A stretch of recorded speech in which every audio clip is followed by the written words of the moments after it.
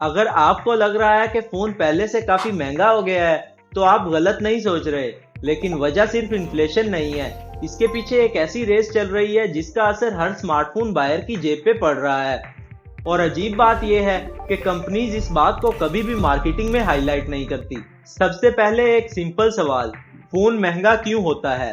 अक्सर लोग कहते हैं डॉलर महंगा हो गया, टैक्स बढ़ गया, या फोन कंपनीज ज्यादा प्रॉफिट कमा रही हैं।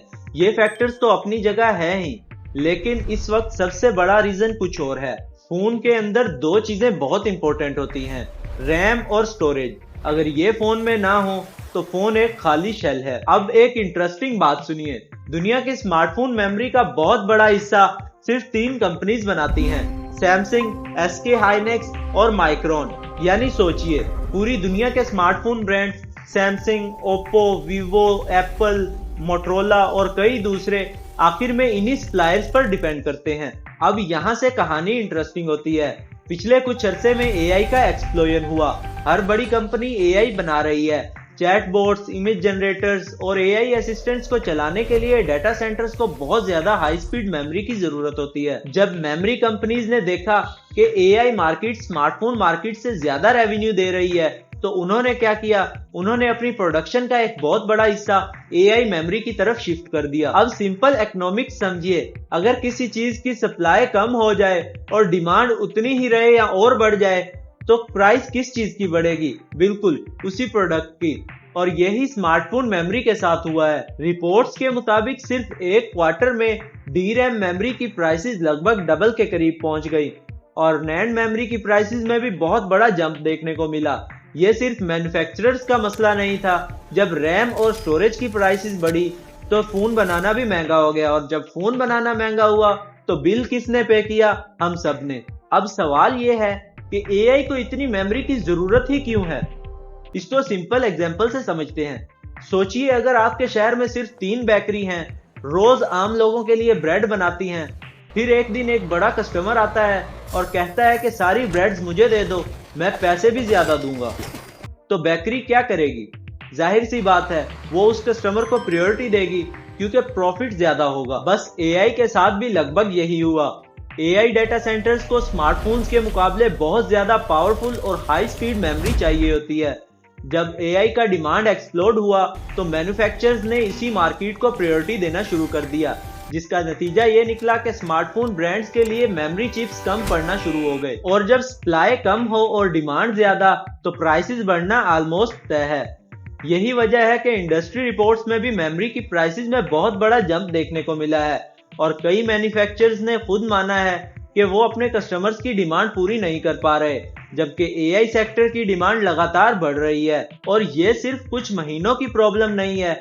नई सेमीकंडक्टर फैक्ट्री बनाना कोई छोटा प्रोजेक्ट नहीं होता, इसमें अरबों डॉलर और कई साल लगते हैं। इसलिए एक्सपर्ट्स का मानना है कि सप्लाई प्रेशर इतनी जल्दी कम नहीं होने वाला। वैसे अगर आपको ऐसी वीडियोस पसंद है जिसमें मार्केटिंग नहीं बल्कि उसके पीछे के असली फैक्ट्स बताए जाते हो, तो इस चैनल को सब्सक्राइब कर लें।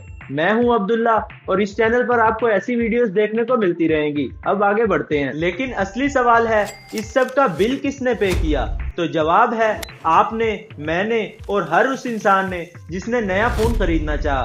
फोन बनाना महंगा हुआ, लेकिन कंपनीज ने इसे प्रॉफिट में एडजस्ट करने की बजाय आहिस्ता आहिस्ता सारा बोझ कस्टमर पर डाल दिया। लेकिन एक इंटरेस्टिंग बात यह है कि हर कैटेगरी पे इसका बराबर असर नहीं हुआ।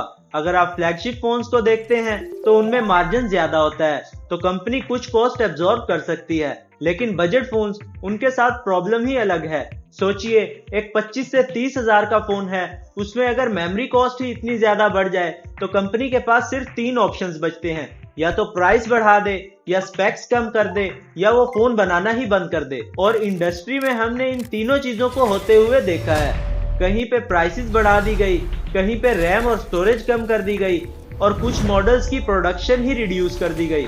और इसका सबसे ज्यादा असर किस पे हुआ? उस बायर पे जो पहले ही लिमिटेड बजट में अच्छा फोन ढूंढ रहा था। अब आती है इस कहानी की सबसे इंटरेस्टिंग बात। जब प्राइसेस बढ़ना शुरू हुए तो हर कंपनी का रिएक्शन एक जैसा नहीं था। कुछ कंपनीज के पास लॉन्ग टर्म कॉन्ट्रैक्ट थे, कुछ के पास बार्गेनिंग पावर थी, और कुछ को मजबूरन महंगी प्राइसेस एक्सेप्ट करना पड़ी। रिपोर्ट्स के मुताबिक जब बड़े बायर ने हायर प्राइसेस पे डील करना शुरू की तो सप्लायर के लिए बाकी ब्रांड से भी वही प्राइसेस मांगना आसान हो गया, यानी कंपनी का बेंचमार्क ही बदल गया। अब जरा कंपनीज की पोजीशन से देखिए, अगर फोन बनाना महंगा हो गया तो कंपनीज के पास सिर्फ दो ही ऑप्शन बचते हैं, या तो अपना प्रॉफिट कम करें या कस्टमर से ज्यादा पैसे लें, और अक्सर कंपनीज दूसरा ऑप्शन ही चूज करती हैं। लेकिन वो सीधा ये नहीं कहते कि हमने फोन महंगा कर दिया क्योंकि कंपोनेंट प्राइसेस बढ़ गए। इसकी बजाय आपको लॉन्च इवेंट में सुनने को मिलता है all new camera system, next level AI experience, मोर प्रीमियम देन एवर। ये फीचर्स गलत नहीं होते, लेकिन कभी कभी इन्हीं फीचर्स के पीछे बढ़ती हुई कॉस्ट छुपाई जाती है, और इसीलिए मार्केटिंग देखकर डिसीजन लेना हमेशा सही स्ट्रेटेजी नहीं होती। मेरी आदत है कि मैं लॉन्च इवेंट से ज्यादा टेयर डाउन रिपोर्ट और कंपोनेंट कॉस्ट देखना पसंद करता हूँ, उसी से असल पिक्चर समझ आती है। अब तक हमने फैक्ट्स देखे, अब बात करते हैं मेरी ओपिनियन की। अगर आप मुझसे पूछें कि अब्दुल्ला अगर तुम मेरी जगह होते तो तुम क्या करते, तो मेरा जवाब सिचुएशन के हिसाब से होगा। सबसे पहली बात, अगर आपका फोन अभी भी ठीक चल रहा है, कॉल्स हो जाती हैं, सोशल मीडिया चल जाता है और आपका काम हो रहा है, तो सिर्फ नए मॉडल के लिए अपग्रेड मत कीजिएगा। दूसरी बात, अगर फोन लेना मजबूरी है तो ब्रांड के नाम पे बिल्कुल डिसीजन मत लीजिएगा।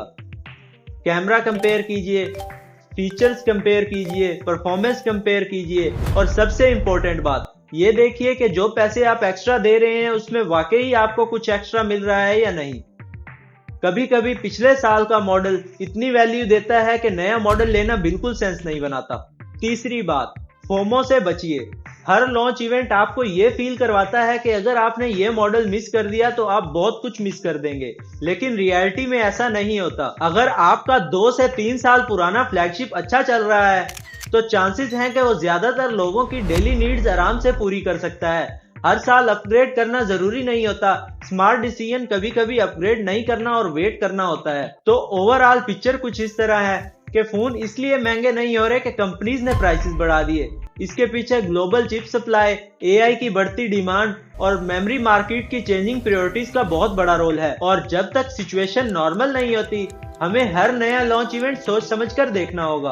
आपके ख्याल में कंपनीज को फोन की कॉस्ट इंक्रीज ओपनली बतानी चाहिए या सिर्फ फीचर ही हाईलाइट करने चाहिए? कमेंट में जरूर बताएं। मैं हर कमेंट पढ़ता हूं, इसलिए अपनी ओपिनियन जरूर शेयर कीजिए। मैं हूं अब्दुल्ला, मिलते हैं अगली वीडियो में एक ऐसे ही टॉपिक के साथ जिसके पीछे की रियलिटी हम मिलकर समझेंगे। अल्लाह हाफिज।